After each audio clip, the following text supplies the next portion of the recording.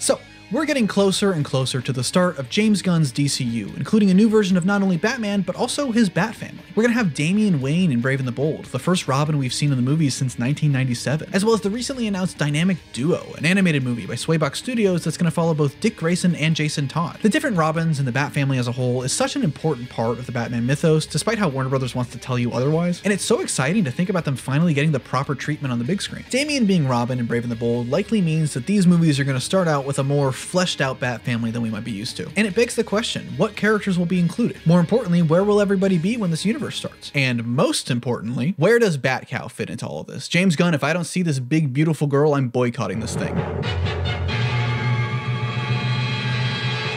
I know it's been a lot of DC stuff in a row, but like, it's Halloween time, baby. I gotta talk about the Bat guy. That Dynamic Duo movie sounds really exciting. The announcement feels like it came out of nowhere and it's raised a whole bunch of new questions. It's being written by Matthew Aldridge, who wrote Coco, but the thing that really interests me about this whole project is how it's gonna be animated. This isn't just gonna be your usual animated DC movie or 3D animation or even something like Spider-Verse, but instead it's gonna be a blend of animation, CGI, and puppetry. It's being made by SwayBox Studios, who I'd never heard of before this. But after going through some of their demo reels on their website, oh my god, this is crazy. It looks like they're blending state-of-the-art animatronics with physical hand-performed puppets and using visual effects to bring things together. It's some of the most interesting and innovative animation technology that I've ever seen. To think that this is fully practical, and not to mention 7 years old at this point, I'm genuinely super interested to see how they can pull this off for a full movie. This is the kind of decision that just excites me so much about the new direction of DC as a whole. It could have easily been your run-of-the-mill animated movie, but instead this studio is being given the ability to showcase these groundbreaking innovations through the use of these characters. Now, will this be a part of the greater DCU? I'm not sure. If you ask me, if we're going to be starting this late into the universe's life, animation is the perfect way to help fill in those blanks and introduce us to these characters' histories. I've seen a lot of people frustrated that the movies are going to be taking place so late into the lifespan of these characters. Damian being Robin means that this version of Bruce is going to be a little bit more experienced and we won't be able to see some of the early year stuff, as opposed to starting younger and telling that story linearly. But me personally, I really like that. I understand the frustration that someone like Hal Jordan isn't going to be in his prime. Very big heavy quotes around prime. He's 59.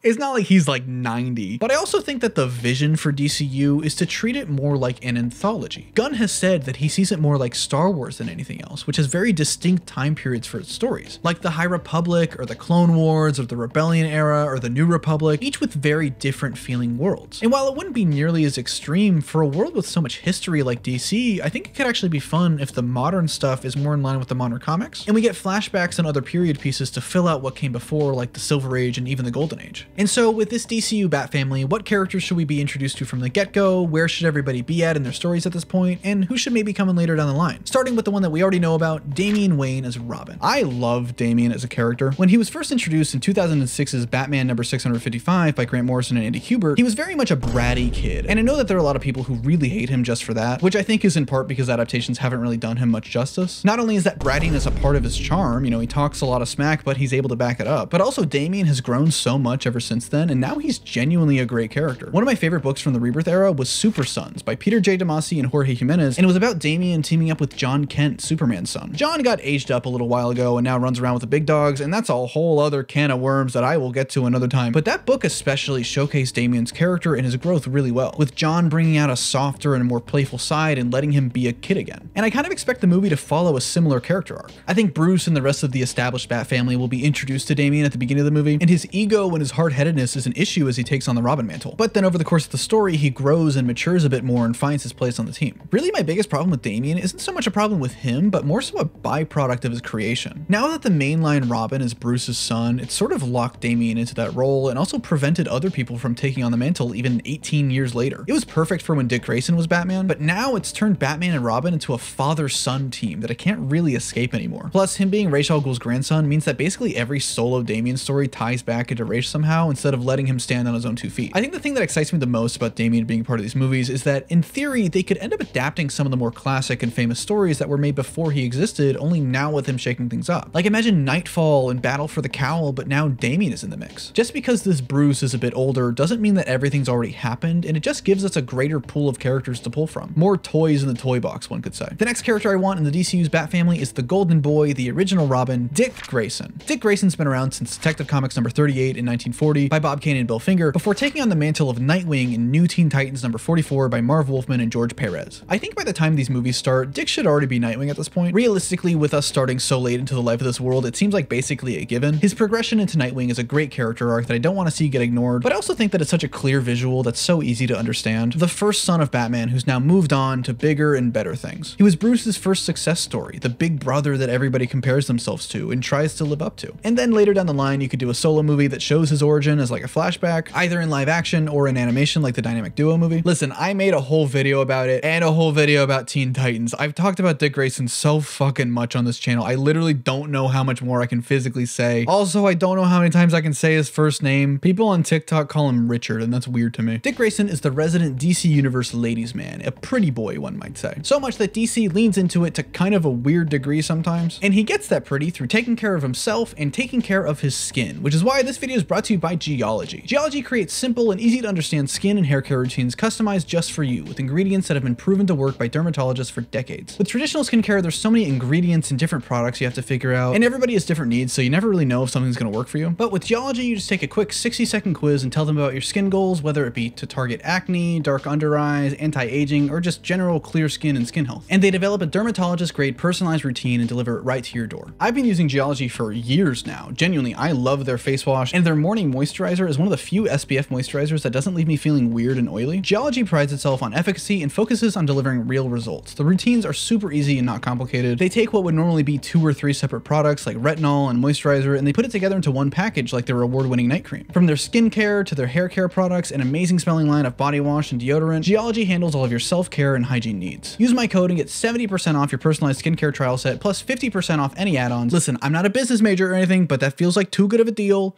Like, it feels like it might be a mistake that it's this affordable. I checked, it's not a typo, so maybe get on that. Thanks to Geologie for sponsoring this video, and thanks to my patrons for able to get all my videos early and ad-free for just $1 a month. The next character I want to see in the DCU's Bat family is Jason Todd. Jason Todd's history is weirdly complicated. He first appeared in Batman number 357 by Jerry Conway and Don Newton from 1983, officially becoming Robin in number 368 a year later. At first, his backstory was basically a carbon copy of Dick Grayson, an acrobat whose parents were killed and was adopted by Bruce Wayne. I mean, if it ain't broke, don't fix it, I guess. But then, after Crisis on Infinite Earths and the massive reboot that ensued in 1986, he was reworked into being more of a street kid, caught trying to steal the tires off the Batmobile. Jason was initially a super controversial character, leading to DC literally having fans vote to kill him off in 1988's Death in the Family by Jim Starlin and Jim Aparo. He actually won the popular vote, but lost the Electoral College. Sorry folks, he's getting beat to death with a crowbar. I mean, technically it wasn't the crowbar that killed him, it was like the boom. In 2005's Under the Hood by Judd Winnick and Doug Mankey, Jason returned as the Red Hood, taking on the Joker's old persona. Adaptations show him coming back with Ra's al Ghul's Lazarus Pit, but in reality, it was the events of Infinite Crisis and Superboy Prime punching the universe that brought Jason back to life, only in an empty, catatonic state. And it was the dip in the pit that brought back his consciousness and his memories. I was like, no, like, I finna be in the pit. Jason is a character that I have kind of a love-hate relationship with. The 2010s era of edginess really pushed the character hard, but when he's written well, I genuinely really love him. Friend of the channel, High Top Films, is making a whole feature-length movie about him, and it looks like it's gonna be fantastic. And I think now, after all the growth Jason's gone through, he fits really well with the rest of the Bat family. When it comes to the movies and the DCU, I want Jason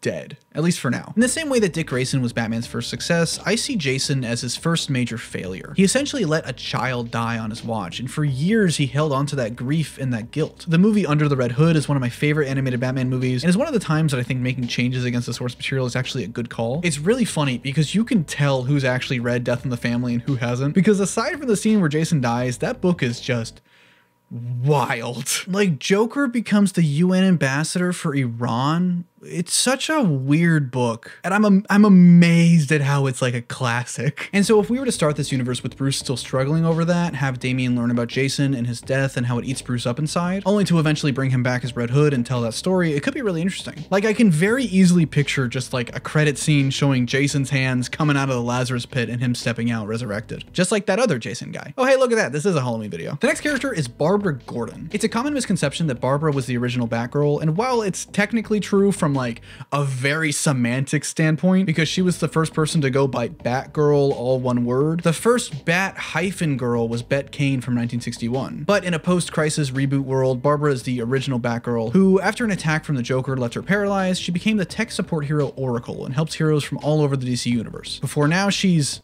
Batgirl again. I'm gonna be honest, I really preferred the Oracle mantle for Barbara, and I want the new DCU to focus more on that. It was such a great way to use this horrible thing that happened to her for good and overcome that trauma, using her resources and skills to arguably be even more helpful and impactful than Batgirl ever was, interacting with a more expanded superhero network outside of the Bat family and becoming an integral part of the greater DC universe. And it's always really frustrated me that DC keeps on putting her back in the cowl instead of letting her character progress. Specifically the Burnside era, this run of books was really great, don't get me wrong. It was written by Cameron Stewart and Brendan Fletcher with art by Babs Tarr, and the book was a lot of fun. I like how the suit was designed to be fully practical. But like, this is supposed to be a 30-year-old woman. I mean, come on. So in these new movies, just like with Dick Grayson in the Nightwing role, I think that it'd be smart to just start with her already at that point in her life. And it'd be really cool if they cast an actually disabled actress for the role, which is something that Titans did that I really liked. Titans, for all of its many problems, also did a really good job of showcasing a lot of Bat family characters, from Nightwing to Red Hood to Barbara, even Dove and Hawk too.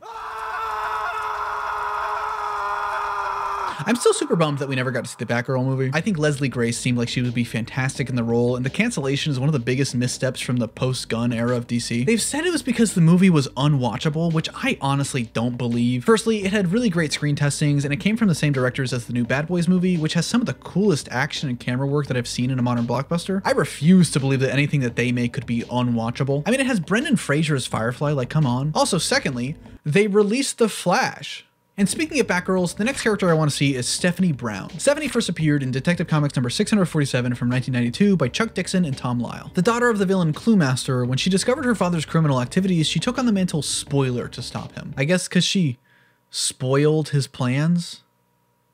I don't know. In 2004, she briefly took on the mantle of Robin, which was really fun, honestly, before becoming a new Batgirl in 2009 and then returning to the Spoiler mantle in 2014. I really like Stephanie as a character. Despite her father, she's one of the more normal members of the Bat family. She adds some much needed lightheartedness to the team dynamic, and she has a lot of really great relationships with the rest of the Bat family. And so when it comes to incorporating Stephanie into the movies, you could just skip over the Robin and Batgirl stuff and just have her a spoiler. I kind of like how much she's changed, and that's been a really fun aspect of her history, but I get wanting to keep things simple. Also, in that Wayne Family Adventures webcomic, she's a Green Arrow fan, so that's an easy way to become my favorite character. Except Nightwing is also a Black Canary fan, so I'm very conflicted right now. I haven't read too much of that webcomic, it doesn't really seem like my kind of thing, but I'm glad that it's letting a lot of people see what the Bat family can be like, and it's helping us move past the grim, dark loner Batman that we've had for decades. I don't think it's a replacement for the actual source material, but if it's a gateway for people to get interested and start reading comics, I don't have any issues with it. The next character I want in the DCU's Bat family is Ace the Bat-Hound. First created in Batman number 92 from 1955 by Bill Finger and Sheldon Modoff, Ace the Bat-Hound is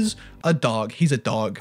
I really thought there'd be more to say there. I think I just like dogs. But I do really love Ace the Bat-Hound, especially in Batman Beyond when all that's left of the Bat family is this old man and his massive Great Dane. He doesn't have to suit up and have the cape and the cowl and everything, even though he should. Giving Bruce Wayne a pet adds more of a family element to the Bat family. Maybe Ace is a therapy dog that he was given when he was a kid and grieving over the loss of his parents. Or one of my favorite Batman comics is the short story Good Boy from Batman Annual number 1 in 2016 by Tom King and David Finch. Ace was one of the Joker's dogs who he put through hell and left in a ditch and became violent. And Alfred managed to track him down and adopt him before he got put down. Bruce thinks that the dog's wounds can't be healed, but over time, Alfred gives him the love and the care that he needs, and eventually Bruce falls in love with him. It really highlights what makes Batman and the Bat family so special. It's a place where people who are traumatized or hurt can find love and family and help one another. And with Krypto the Superdog being part of James Gunn's Superman, it doesn't really seem out of the question. Speaking of Krypto, oh my god, I need to talk about this. How is there discourse about a dog? Like, yeah, sure, he doesn't look like the traditional big white lab like he does in the comics, but James literally explains that he's based off his real life dog that he rescued while writing the movie, which is like the sweetest thing I've ever heard. There's clearly going to be a lot of heart and soul poured into this movie, but no, we're mad because he doesn't look like the dog from the comics. We need to go outside. Okay, it's a fucking dog. Also, League of Super Pets is legitimately a great movie. I'm not kidding. This is genuinely the best thing to come out of the Dwayne Johnson era of DC, which now that I'm saying it out loud is not a very high bar. The next character I want in the Bat family is Luke Fox, Batwing. Lucas Fox first appeared in Batwing number 19 from 2013 by Justin Gray, Jimmy Palmiotti, and Eduardo Pansica. He's the son of Lucius Fox, the head of Wayne Industries Science Division, and has a similar penchant for technology. This was back when Batman was more than just a team in Gotham, but an entire worldwide Batman Incorporated network. And so Luke took took on the Batwing mantle from David Zavimbe, who was the Batman working in Congo and now works in Gotham alongside the rest of the Bat family, both as tech support but also in the field. I really like the character of Luke. He doesn't get a lot of appreciation. I think a lot of newer Bat family members don't. The New 52 was an era where there were just a bunch of characters that were being created and added to the core inner circle and then forgotten about by the next writer. It started having people ask about whether or not the Bat family was getting too big, and it's part of why I enjoy the idea of it being a global network. I think this is one of the side effects of Robin being Batman's son that I talked about earlier, since now it became harder for new Bat family members to have a clearer place. The same thing happened with Duke Thomas, who was clearly being set up to be the next Robin by Scott Snyder during his run, but instead became the Signal and was all but forgotten about. Whereas if he'd been able to take on that Robin mantle, he would have become a permanent member of the team in the history. But regardless, Luke Fox is a really great character, and I'd like to see him stick around to get more of a spotlight. His suit is very much like Bat Iron Man. It almost feels like a prototype version of what would become Terry's costume, and I really like that. He was a pretty pivotal character in the CW Batwoman show. I never got too far into that show after everything that happened with Ruby Rose, but Luke actually managed to suit up as Batwing at the end of season 2, and Cameron Johnson, who played him, even wrote a short story about Luke in Batman Urban Legends #4 from 2021. I honestly really love it when actors are able to write official stuff for their characters. I mean, these are people who are getting inside the headspace and motivations of these characters for literal months or years on end. It only makes sense that they'd be able to use that and write for them too. Paul Dano's Riddler Year 1, Nicole Main's book about Dreamer, and Aman Vellani's time on Ms. Marvel are all fantastic. Like, let David Cornsweet write a Superman one-shot, or like Rachel Brosnahan should do a Lois Lane miniseries. Oh my god, Robert Pattinson doing a Batman book? It'd be crazy, but it'd be really cool. The next character is kind of a weird one, so hear me out on this, but that's Clayface. There have been a surprising amount of people to take on the Clayface name, but the original Basil Karlo first appeared in 1940 in Detective Comics #40 by Bill Finger and Bob Kane. Now, you might be saying, oh, Clayface is a bad guy. Why would he be a part of the Bat family? Firstly, no vision, but it's actually happened before in 2016's Detective Comics by James Tynion IV and Eddie Barrows. In that book, Batman was putting together a new team in Gotham, and he set his sights on Basil Karlo. Despite his history, Bruce trusted that Basil wanted his life to be more, and to make up for his mistakes. And he knew that giving him a chance at helping people could be that purpose that he's looking for, making Clayface an official member of the Bat family. And he was honestly one of the best parts of an already amazing book. Seriously, that run might be one of the best Bat family books ever. I can't recommend it enough. Clayface made the team dynamic so much fun, having someone of his scale and his caliber, and it also showed that the Bat family could be more than just sidekicks and superheroes, but also the people who made mistakes, screwed up in their lives, even people who were seen as literal monsters, still have a shot at redemption and to become a hero in their own right. Clayface was already one of my favorite Batman villains who I've been dying to see get the live action treatment. Not only is he the perfect supernatural villain for Batman to go against so we can move away from the realism, but he's also been portrayed as a deeply tragic and sympathetic character as of late. And so flipping the script and making him a regular cast member of the team could be a really fun way to go about including him and show the history of this world. We can see in the trailer for Creature Commandos that Clayface is going to play at least some part in that show, so the concept doesn't feel entirely out of the question. I don't think that Clayface should be a full-time Bat family member right off the jump or anything, but maybe a few movies down the line, it could be really fun to see that dynamic and see him get that chance at redemption. And other characters we could see later could be Azrael or Kate Kane or Duke Thomas or Maps Mizuguchi or a whole other myriad of cast members. The next character who I desperately need to see get the live action movie treatment is Cassandra Cain.